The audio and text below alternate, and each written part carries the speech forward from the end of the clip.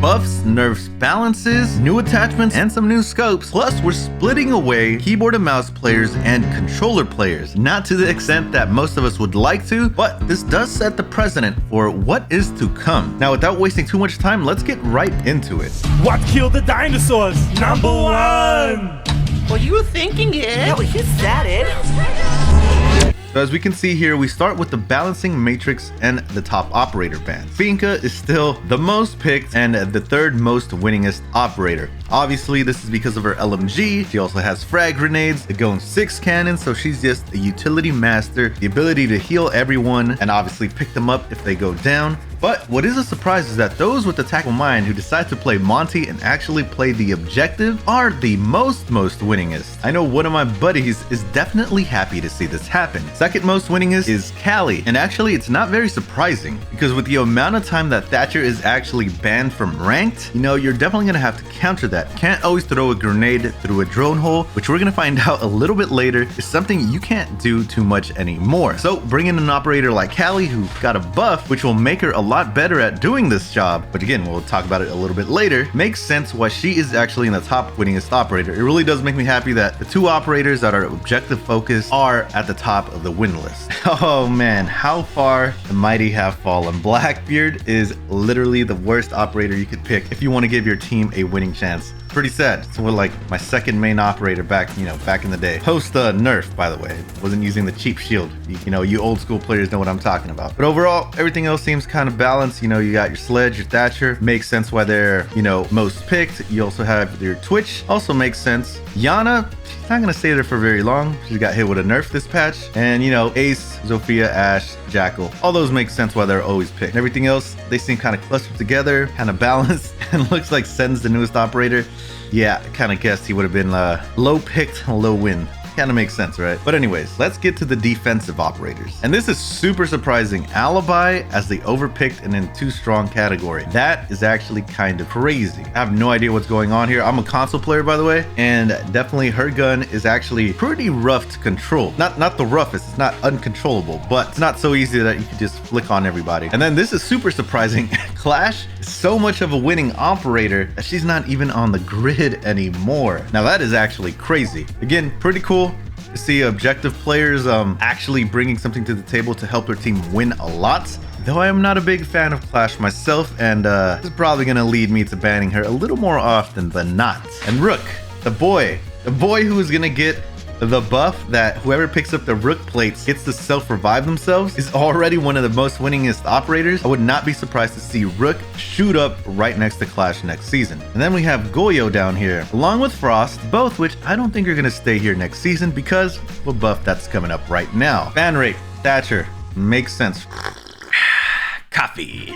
And here is where we're actually going to be getting the split of console players versus PC keyboard and mouse players. And it's basically just adjusting the recoils on different guns separately. For now, it says weapon recoil on console will no longer follow changes made on PC and is unimpacted by the following changes. So for PC, vertical recoil has been increased on all weapons and adjusted to their expected power level. So ARs, SMGs, LMGs, and machine pistols. This targets everyone. It says it hits nearly every single weapon in Siege. This is trying to target guns that are commonly known as laser beams, and it also looks like they're targeting horizontal intensity as well, which is good because this is definitely the one that takes more skill to control. And if you want a gun like an LMG or a machine pistol to kind of be harder to use, it's the horizontal intensity that you really need to target. But it looks like the R4C, 416C, UMP, 45C1, and the M12 are going to remain fairly similar since they already either have strong or weak recoil patterns. And on console, the things that we could expect are an increased recoil on Zofia's gun, the M762. The assault rifle, this is what I used to use back in the day before I came back and, LMGs were dominating everything. This is nice to see. And the R4C is getting a little bit easier to use, the MX4, and the Evo 3 Scorpion. Now, this is great to see because I am a console player mostly, but I do play on PC as well. And it is actually sad to see that on keyboard and mouse, you could actually play Ella properly. When it comes to console, guns like the Evo Scorpion are uncontrollable. So there are plenty of operators that you can't even pick if you want to consistently be able to kill. And the reason I really like the buff on Zofia's assault rifle is because all the LMGs are essentially gonna get nerfed. The LMGE, the 6P41, and the G8A1, along with Finka's Spear 308. Oh no, and this also hits Thunderbird.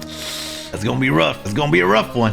I don't know about that one. I don't know about that one, Chief. Okay, they're saying that Thunderbird is currently one of the strongest defenders. Some of that comes from her main weapon. That's definitely true. I actually think she has the second strongest gun on defense, and it's awesome. It is awesome. So, oh man, gonna get nerfed. But all right, fair, I guess. Not happy about it, but whatever. Whatever, man. But before we go on to the recoil attachments and a few other things, scope changes as well.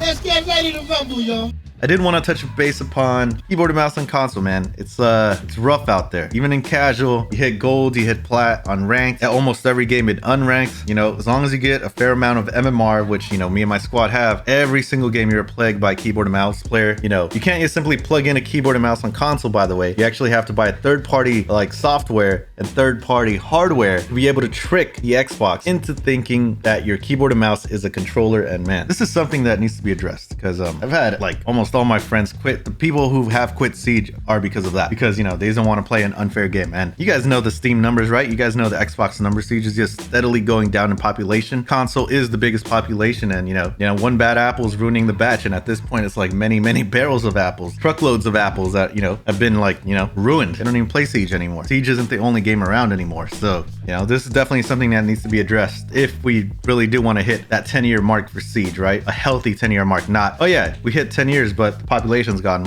It's gone. Or even more importantly, if you want to hit that 100 operator mark, right? We do need to address this before, you know, the population goes away. But anyways, you guys know this. I know you keyboard and mouse players just say get good, but, you know, no. No, you're wrong. All right, recoil attachments. Basically, overall, a lot of guns are getting attachments that they didn't normally have. For example, Compensator added to some LMGs, some SMGs, right? Flash hiders added to like the 417, which is, you know, a DMR. I don't know why you would ever put a flash hider on a DMR, but, you know, they have it now, so that's cool, I guess. Flash hider on Frost gun, that's pretty good. That's pretty good, you know. Especially, we'll talk about Frost gun a little bit more, because he gets a little bit more later on too. You know, muzzle brake on some guns that aren't DMRs, you know, whatever. Vertical recoil or vertical grip like on Lesion's gun and Frost gun and the ARX, that's good. The console, this is really good. These guns are pretty controllable actually, but you know, they definitely kick a little bit more than most other guns on defense. So if you want a more controllable gun, a more consistent gun, you would lean somewhere else. But with this buff, I think these operators are definitely going to get picked a lot more with these specific guns. More gameplay options. Okay, so people are like, you want to sacrifice recoil control to make use of some attachments. Suppressors now don't have the ability to have damage reduction on your gun. So you could have like that suppressor, you know, not give people the hit markers on the side of the screen when they're getting shot by your gun without having damage mitigation. That's pretty nice. I could see myself using that for certain builds. And the extended barrel has been added to a bunch of guns. And this is actually pretty good, because there are plenty of guns that are controllable that, you know, sometimes I'm like, yeah, I guess I'll throw on the compensator or flash hider, give myself just a little bit more consistency, but overall don't really need it, right? You know, guns like the you know, like Castle's gun, always throw the extended barrel on there, right? You know, just having the option on stuff like that actually makes these guns a little more powerful. And I could definitely see the extended barrel being used on some of these guns now. Angled grip. Now I could see the keyboard and mouse community going crazy over this. They could already control the recoil like, you know, no problem. So angled grip, this is going to be a huge nerf and definitely going to make the gameplay a lot faster, a lot more quick peeking and all that kind of stuff. This is an interesting buff to see. Lasers. Laser sights are on all weapons. Not on my weapons. Weapon sights. Now this is a big one. So this first half of the weapon sights basically it says, for example, Thatcher's L85A2, his maximum scope was 2.0, right? And he had access to all the one-time sights. For some reason, he didn't have access to the 1.5 scope. So basically, they're giving him the 1.5 scope now. And this is going to be the same across all the operators. They're not all getting the 1.5 scope. Basically, it's getting all the in-between scopes to the maximum zoom scope they currently have access to. Except when it comes to Goyo's Vector, he's getting a 1.5 scope. That's pretty big. Ace's AK-12 losing the 2.0, sticking to the 1.5. I don't think that'll affect him too much. Mute's MP5 losing the scope. That's kind of big. Nomad's ARX losing the 2.5 scope and getting the 1.5 scope. Iana's ARX losing the 1.5 scope, which is not too bad because down here you can see that her G36 is getting the 1.5 scope. Nomad's ARX is losing the 2.5, woo, and getting the 1.5. Maybe this brings more play to the AK-47. Sledge's L85 is losing the 2.5. That's kind of big. big. Cade is losing the scope. That's also kind of big. He does have one of the best abilities on defense, so kind of get it. Finka's LMG, Sophia's LMG, both losing the 2.5 scope. That makes sense to me, actually. Wamai losing a scope. That's kind of big. Capitao's Para getting the 2.0 scope. Okay, that's interesting. I need to see how much recoil, you know, his LMG actually has in order for me to switch to the Para. Blackbeard's MK17 getting the 2.0 scope. Yana's G36 getting the 1.5 scope we talked about. And Frost getting that 1.5 scope. Ooh, that's going to be nice. That is going to be nice. Pulses up, gets the 1.5. Also very nice. And then a huge thing, the EMP Impact Grenades. If you didn't see the video before, you know, I'll play it on screen again. Defenders are now getting the EMP Grenade as a secondary. It stuns electronics for 9 seconds in a 1.8 meter range. So it's definitely not as powerful as Thatcher's, and you know, it's not gonna be able to block everything, but it's definitely gonna be great, especially on some of these operators. First of all, you have Blackbeard. Monty, that could be huge, right? Because then you could go in with a Thermite and a Monty, right? No need to bring a third player like a Thatcher there anymore, right? That's pretty huge. Then you have Dokkaebi, makes her a great operator. Again, she's already very good at roam hunting, already has some utility with that Gone 6, and this is just going to add that little bit of extra spice. Nook, okay, that's pretty good. Gridlock, that's also a great thing because she combos so good with the Montaigne and so good for pushing an objective with the plant. And honestly, she has access to like what, breaching charges, which, you know, you're going to use a super shorty shotgun with Gridlock, so you don't really need that. And she also has access to a smoke grenade, so not as good, but EMP grenades, definitely going to run it with Gridlock every time. Sledge, all right, that's fine. You know, it's cool that he has it too. Lion, again, is kind of like Sledge. It's like, okay, that could be useful in some places. Osa, huge. You don't want to take a Montaigne to an objective, you know, you want to combo with an Ace or a Thermite yourself, you can do the same thing with Monty. I think the biggest ones are Monty, Osa, and Gridlock for sure. That is going to be huge because all those operators are great at pushing the objective directly on the bomb, and man,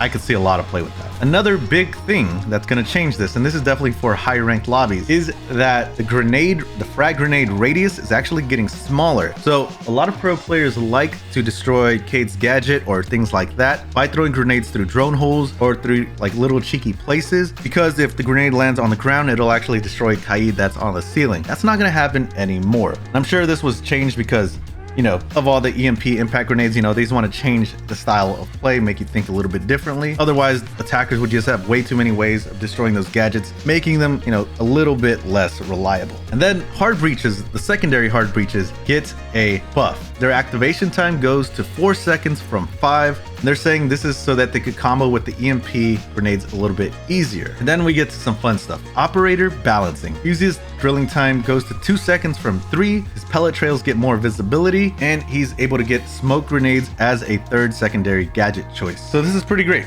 You're able to bombard and rain hell on the enemy a lot faster. Callie gets a buff. She increases her charges, her special ability to 4 from 3, and she gets reduced recoil on her CRX. Pretty good again. I like characters that get buffs that are targeted towards playing the objective. Glaz gets a Claymore as a third gadget. You know, if you're going to be repelling off windows with Glaz, always nice to have Claymores, you know, to cover your runouts if you need it on certain objectives. I feel like Glaz is going to shoot up in win rate. Not necessarily because of the Claymore, but, you know, I just feel it. Glaz gonna be up there. You heard it here first. Capitao has the Gone 6 as a secondary. That's cool. That's tight. I like this. Capitao, I think he's also becoming a great utility player. Iana gets her Gone 6 removed. That's cool. Iana, you know, as we could see that she was kind of powerful already, but you know, all right, it's all right. Finka, no more frag grenades. Now she has smoke grenades. I think this is a good choice. Finka was already too powerful, too picked. And, you know, she definitely needed to get brought down, and I think frags was a good way to do it. Maverick losing the frags. Okay, people are going to be pissed about that one, but you know, you get stun grenades. It's still not the worst, but you already had a lot of lethality by being able to poke sneaky holes through the objective and get some kills. I personally don't think it's the worst. You know, I don't think it changes much, but you know, there is that. Then you have Buck getting a Gone 6 as a secondary. This just pushes Buck up on the list in my opinion. He's already such a great utility player, right? Great primary gun, shotgun to breach and destroy hatches and walls, has a hard breach, right? And now has a Gone 6 cannon. I just don't see why Buck doesn't become one of the most picked operators. But I could see why. He's not specialized in anything, and obviously there are other players with a lot of utility. I could see Buck actually going up in the pick rate, and you know, honestly, he's just fun to use. He's just really fun to use. And that is all the changes for today's patch notes. What do you guys think? There's a lot of crazy shit going on. This doesn't even touch on the newest operator. and how he's gonna affect the meta and everything, right? Right. But anyways, if you guys like this video, if you guys want more stuff like this, you know, I love Siege. I love talking about it with you guys. So let's talk about it down in the comments, and make sure to subscribe and like the video. Also, go check out my list for the top 5 attackers in Rainbow Six Siege, as well as the 7 best defenders in Rainbow Six Siege. I'm sure there's something to debate in there.